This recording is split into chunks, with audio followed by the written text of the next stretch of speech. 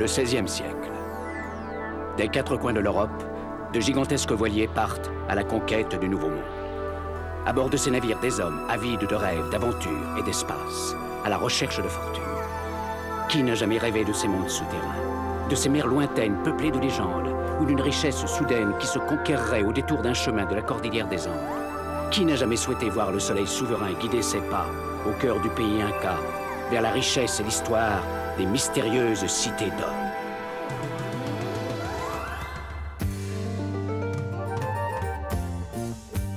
Enfant du soleil, tu parcours la terre, le ciel, cherche ton chemin. C'est ta vie, c'est ton destin. Et le jour, la nuit, avec tes deux meilleurs amis, à bord du Grand Condor, tu recherches les cités d'or.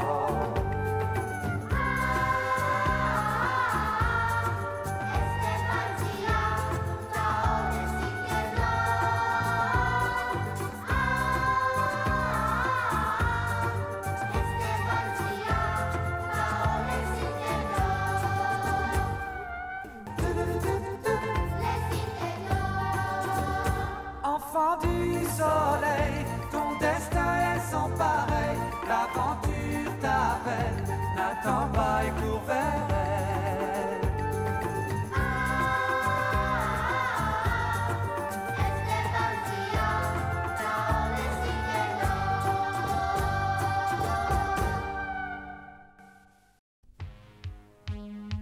L'armée espagnole a suivi Esteban et ses amis jusqu'au fort de l'Aigle Noir. Profitant de l'obscurité, les Espagnols attaquent le fort. Mais Tao invente une fusée éclairante qui repousse les attaquants et sauve ainsi nos héros. Esteban, Tao et Zia réussissent à s'enfuir. Ils atteignent enfin la ville du Vieux-Pic dont le chef Kraka leur révèle que les pendentifs qu'ils portent servent à ouvrir les portes de Tseila, l'une des cités d'or.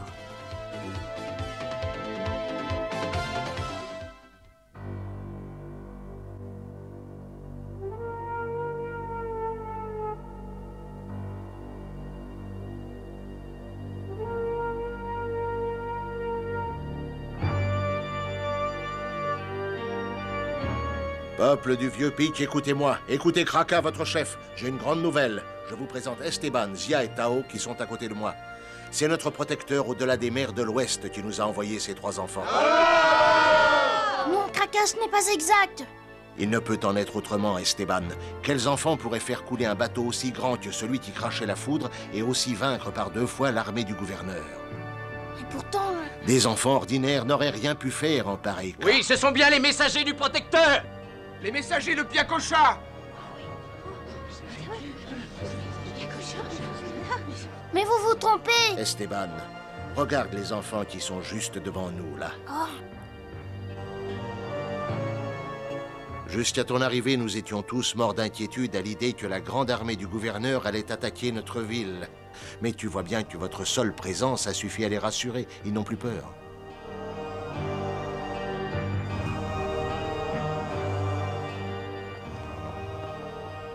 Kraka, la cité d'or que vos ancêtres avaient construite, où se trouve-t-elle?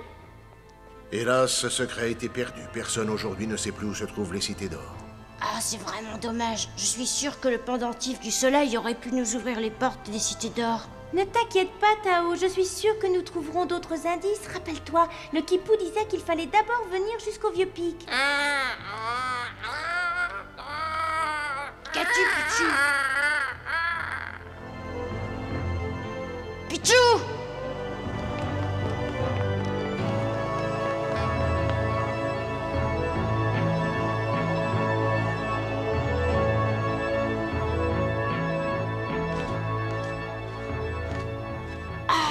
C'est un cadre solaire. Oui, c'est bien cela, Tao. Grâce à l'ombre projetée par cette colonne, nous pouvons savoir quelle est l'heure de la journée. Et ça, là-bas, qu'est-ce que c'est? Ça, c'est un globe céleste. Grâce à lui, nous pouvons calculer la position de chaque étoile dans le ciel. Ah, génial! Tiens, qu'est-ce qui représente les dessins en bas? C'est un tableau des constellations. Il indique la position des planètes principales des 12 maisons. Fantastique! Esteban, viens voir! Dans ce puits, il y a un blason représentant le soleil.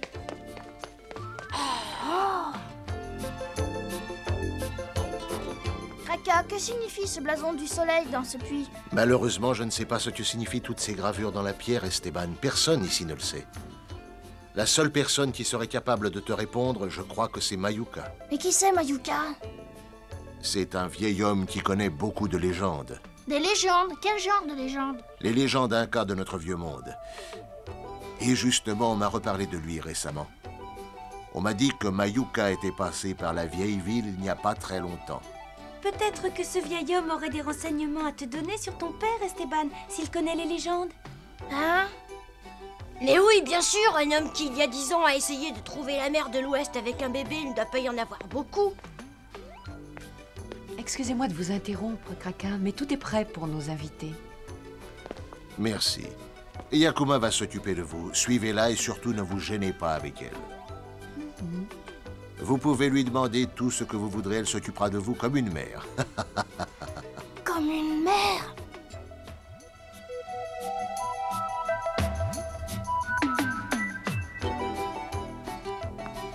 Voici votre chambre. Oh, une vraie chambre, rien que pour nous. Qu'elle est belle! Enfin, je vais pouvoir me reposer un peu après toutes ces aventures. Kraka veut que vous vous sentiez ici comme chez vous. Je ferai tout ce que vous me demanderez. Ah, vraiment? Alors on peut aussi visiter les autres pièces de la maison? Oui, bien sûr, si vous voulez. Ah, parfait, on va bien s'amuser. On va visiter? Pas tout de suite. On ferait mieux de prendre un bain d'abord. Un bain? Bien sûr, un bon bain. Ce serait pas très poli de visiter la maison de quelqu'un sale comme on est. Prendre un bain? Oh, quelle drôle d'habitude, je ne comprends vraiment pas. Moi, je déteste me laver. Bah viens quand même te laver. Il va falloir que tu comprennes qu'on n'est pas Oh, dans ton île non, ici. mais lâche-moi, on n'est pas dans ton pays non plus.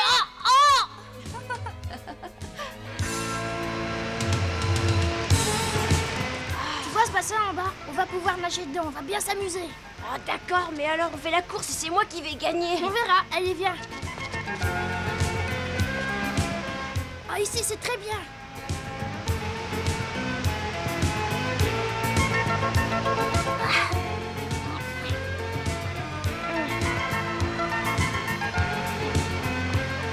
Dépêche-toi!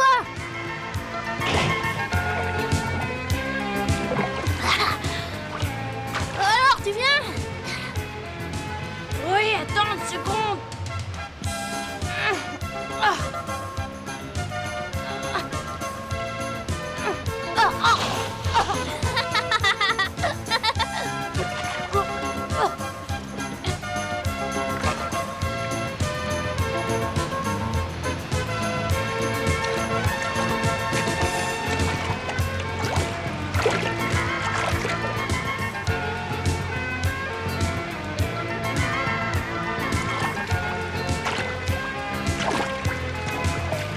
Regarde un poisson! Eh, je te parie que tu m'as pas capable de l'attraper.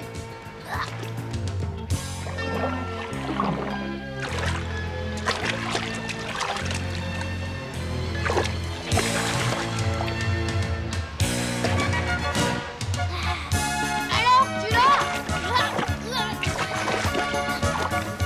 Je l'ai attrapé, Tao!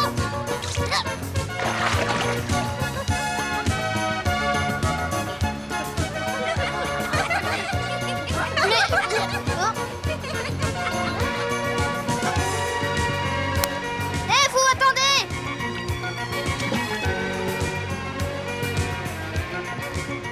Pourquoi as-tu appelé? Que se passe-t-il, Esteban? Non, c'est pas toi que j'appelais. Il y avait des enfants là-haut qui nous regardaient. Il faut leur pardonner, mais comme ils ont appris que vous étiez les messagers d'un dieu, ils ont voulu vous voir, ils n'ont pas pu s'en empêcher. Mais Yakuma, nous ne sommes pas les messagers d'un dieu. Si, même si vous n'en savez rien, c'est sans doute le dieu qui vous a choisi. Mais tiens, prends cette serviette et essuie-toi. Sans qu'on le sache alors. Oui, c'est très possible. Allez, viens là que je t'essuie. Non, non, c'est pas la peine. Tu ne dois pas te sentir gêné. Rappelle-toi ce que Kraka a dit. Je suis ici comme ta mère. Je suis chatouille. Et ta vraie mère, Esteban, elle est restée dans ton pays? Non, je ne sais pas où elle est. Je ne l'ai jamais connue. Comment? Je crois que je suis le seul rescapé d'un naufrage. C'est mon père qui m'a sauvé en me tenant hors de l'eau. Il m'a passé ceci autour du cou, il a disparu. Il m'a tenu jusqu'à la limite de ses forces. Oh, pardonne-moi, je suis désolée de te rappeler ces tristes souvenirs. Oh, c'est pas grave. D'ailleurs, il est possible que ma mère soit vivante quelque part dans ce pays et que j'arrive à la retrouver. Hein? Oui, il y a un vieil homme qui connaît des tas de légendes. Il s'appelle Mayuka. Il est possible qu'il sache quelque chose sur mes parents. Sûrement. Je te le souhaite de tout mon cœur, Esteban.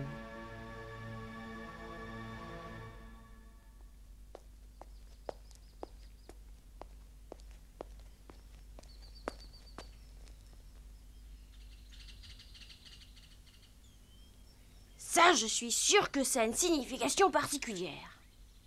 Voyons.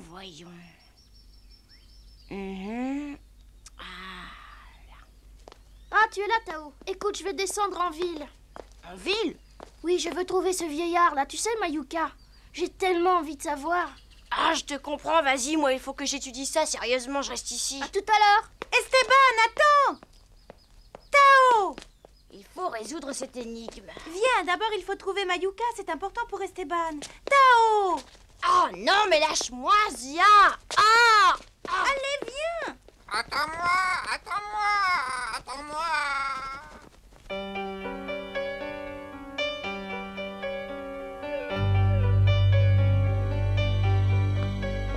Esteban, attends-nous! Tao a décidé de venir t'aider lui aussi. Oh, merci, Tao.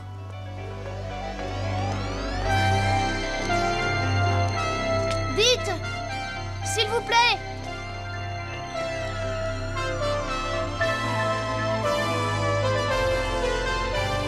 Mais qu'est-ce qu'ils ont? Ils sont tous rentrés chez eux. Oh, ça alors? Qu'est-ce qu'on va faire? Ah, là-bas, il y a des enfants, on va leur demander à eux. Il a raison, allons les voir. Écoutez! C'est Viracocha! Attendez!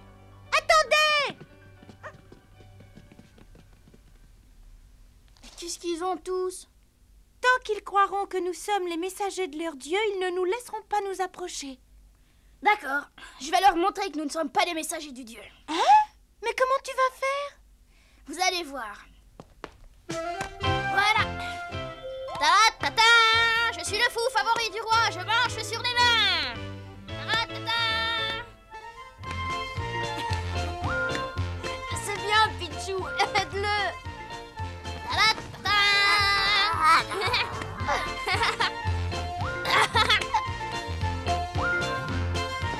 Allez, approchez tous, allez voir, allez tous, allez, plus près.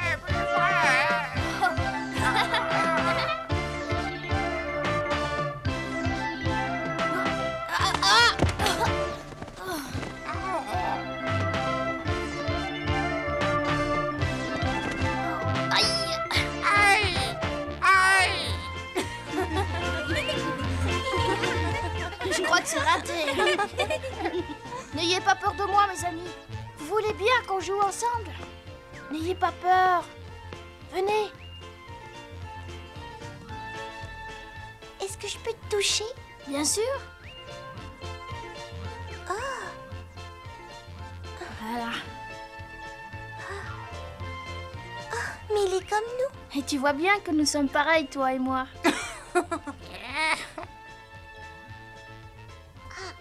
Oui, c'est vrai. Tu peux serrer plus fort si tu veux. Je suis exactement comme toi.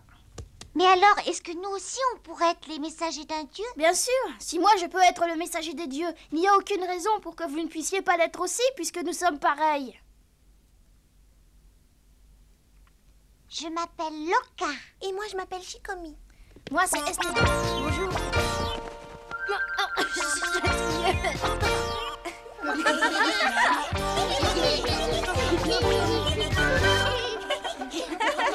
Écoutez, mes amis, vous pourriez me rendre un service. Je cherche un vieillard qui s'appelle Mayuka. Mayuka? Est-ce que vous le connaissez? Bien sûr qu'on le connaît, mais on sait pas où il est. Avant, il était chez Talapa, c'est tout ce que je sais. Alors allons le voir.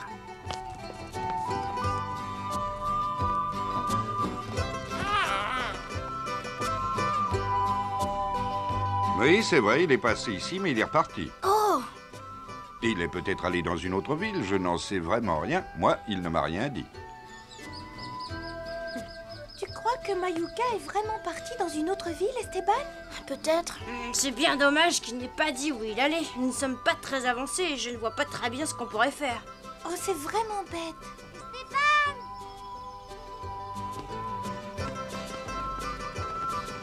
Esteban! Mais qu'est-ce qui leur prend? Esteban, notre ami Lama dit qu'il a vu le vieux Mayuka il y a pas très longtemps. Hein? C'est vrai, Ilama, tu sais où il est allé? Je l'ai vu l'autre jour, il allait à Machu Picchu. Machu Picchu? C'est le nom de cette montagne là-bas. Il est allé vers cette montagne? Oh, quelle drôle d'idée d'aller se balader dans la montagne. Oh, peu importe, il faut que j'y aille aussi. Monter là-haut, mais il n'y est peut-être plus. Ça ne fait rien, il faut quand même aller voir. J'y vais, moi aussi. Attends, nous allons vous y conduire. Oh, merci.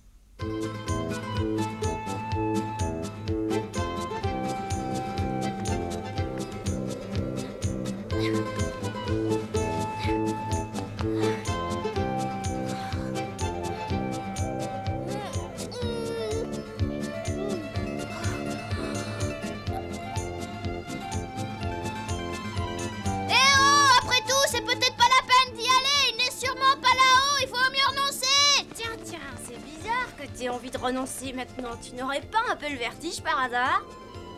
Bien sûr que non, j'ai pas le vertige. Quand on a le vertige, il vaut mieux ne pas voyager et rester chez soi. Ah bon?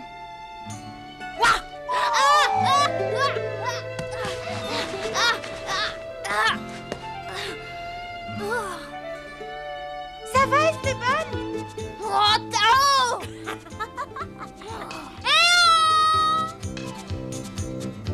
Ils nous appellent, ils l'ont trouvé. Alors, vous venez? Ils l'ont trouvé. Allons-y.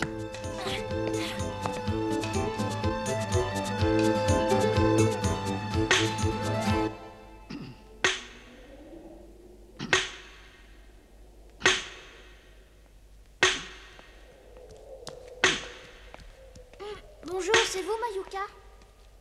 Que me voulez-vous? Je m'appelle Esteban. Et vous autres, que voulez-vous? Nous avons besoin de vous, Mayuka. Notre ami Esteban a une question importante à vous poser. Tu t'appelles Esteban? Ne serais-tu pas cet enfant mystérieux envoyé par les dieux comme messager? Tu es celui dont toute la ville parle? Oui, c'est lui, Mayuka. Il nous a demandé de le conduire à vous. Ah! Pourquoi vous agenouiller? Non, je vous en prie, relevez-vous, Mayuka. Je voudrais juste vous poser une question. Alors tu veux me poser une question? Eh ben vas-y, je t'écoute. Nous avons vu chez Kraka une dalle de pierre sur laquelle est sculpté un emblème représentant le soleil. Exactement comme ça. Ah, cet emblème ressemble à s'y méprendre à celui dont parlait cet homme, cet étranger. Comment? Vous avez dit un étranger? Cet homme avait traversé sur un navire le grand océan de l'Ouest. Oh! Je vous en prie, Mayuka, parlez-moi de lui, dites-moi ce que vous savez. Je n'en suis pas certain, bien sûr, mais cet homme était peut-être mon père. Comment? Qu'est-ce que tu dis? De quoi parles-tu? Si vous le connaissez, parlez-moi de lui. Je vous en prie, Mayuka, parlez-lui de son père. Nous sommes arrivés ici, nous aussi, venant d'un pays lointain après un si long voyage. Je vais vous raconter ce que je sais. À vrai dire, je n'ai jamais vu cet homme. J'ai simplement entendu parler de lui. Je ne sais vraiment pas si je peux. Mais même si vous ne l'avez pas connu, parlez-moi de lui. Eh bien, soit, mon enfant. Je vais te dire ce que je sais. Cette histoire s'est passée il y a 12 ou 13 ans.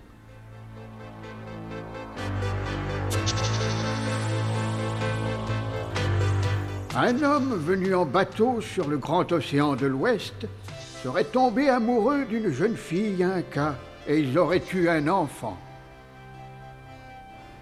On dit que la jeune fille était une Vestale qui servait le dieu Soleil. Mais le Soleil, pour montrer sa colère, se serait caché, menaçant de plonger notre pays dans la nuit, à tout jamais. Terrifiés par la colère du dieu, les hommes s'emparèrent de la jeune fille et l'offrirent en sacrifice au soleil.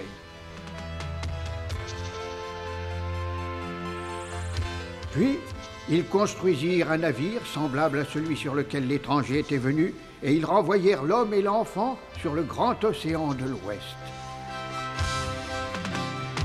Avant de partir, l'homme aurait dit ceci. À l'endroit où se croisent Inti, dieu du soleil, et Koyolite, étoile brillante, renaîtra le blason sacré du soleil. C'est ce lieu que représentent ces sculptures. Ah! Où vivait-il? Dans quel pays? Je veux savoir tout ce qu'il est possible de savoir sur lui. Non, je ne sais rien d'autre.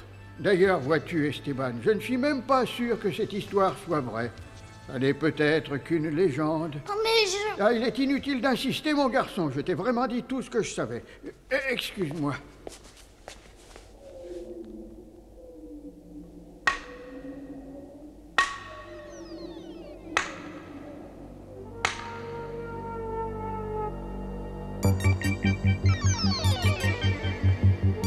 Je t'en prie, Esteban, je ne veux pas que tu sois triste. Mayuka a raison, ça n'est peut-être qu'une légende fabriquée de toutes pièces. Tes parents sont certainement encore en vie quelque part. Esteban, j'ai trouvé! Qu'est-ce qu'il y a? Oh, viens voir!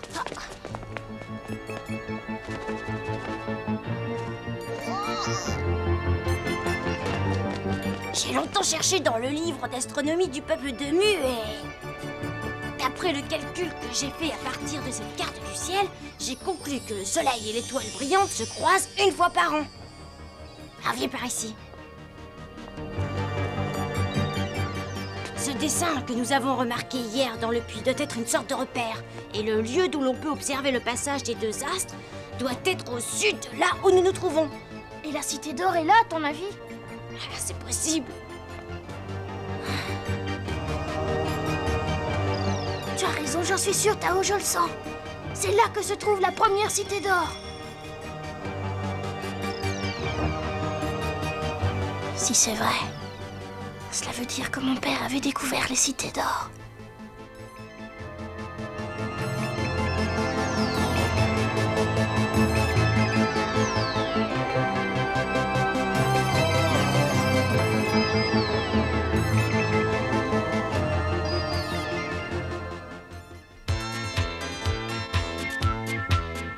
Esteban et ses amis, qui ont enfin trouvé le chemin des cités d'or, retournent au fort de l'Aigle Noir pour y reprendre le pendentif que détient Mendoza et qui leur permettra d'ouvrir les portes des cités d'or.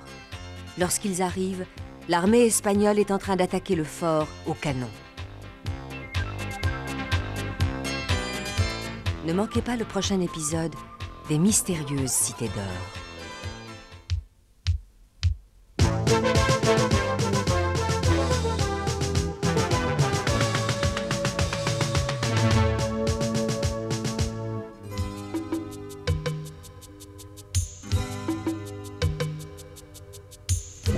Dans toute l'histoire des Andes, se mêlent tradition et légendes transmises oralement depuis fort longtemps. Le folklore est donc partie intégrante de l'histoire de chaque région. Mais en français, folklore signifie aussi pour beaucoup musique et instrument traditionnel des Andes. La quena est une sorte de flûte taillée dans un roseau. Les Andins l'appellent instrument du vent. En effet, le son de l'instrument rappelle celui du vent qui souffle dans les montagnes des Andes. Le charango ressemble à une mandoline, fait d'une carapace de hérisson appelée querincho. La quena et le charango sont les deux instruments essentiels de la musique des Andes. Les Incas étaient également de braves guerriers. Cependant, leur civilisation, aussi avancée fut-elle, ne connaissait que des armes primitives. C'est pourquoi les Espagnols, peu nombreux, n'eurent que peu de peine à les vaincre, équipés comme ils l'étaient d'armes à feu. Le peuple des Incas est seul, sans lumière. L'empereur Inca est parti vers le soleil pour le voyage de la mort. Le condor vole, déplorant sa mort. Envole-toi, condor, symbole des Andes, sang des Incas. Les Incas ont été trahis et la Kenna pleure. Dieu nous a appris à nous nourrir de liberté. Tel est le thème de la chanson, aujourd'hui très connue, El Condor.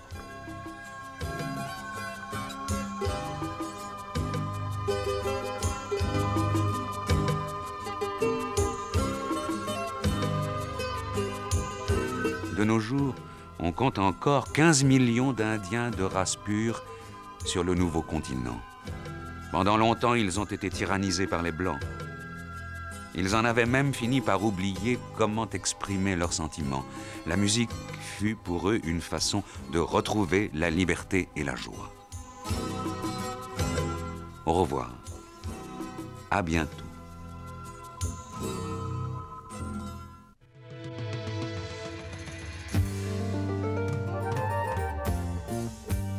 Enfant du soleil, tu parcours la terre, le ciel, cherche ton chemin. C'est ta vie, c'est ton destin. Et le jour, la nuit, avec tes deux meilleurs amis, à bord du Grand Condor, tu recherches les idées d'or.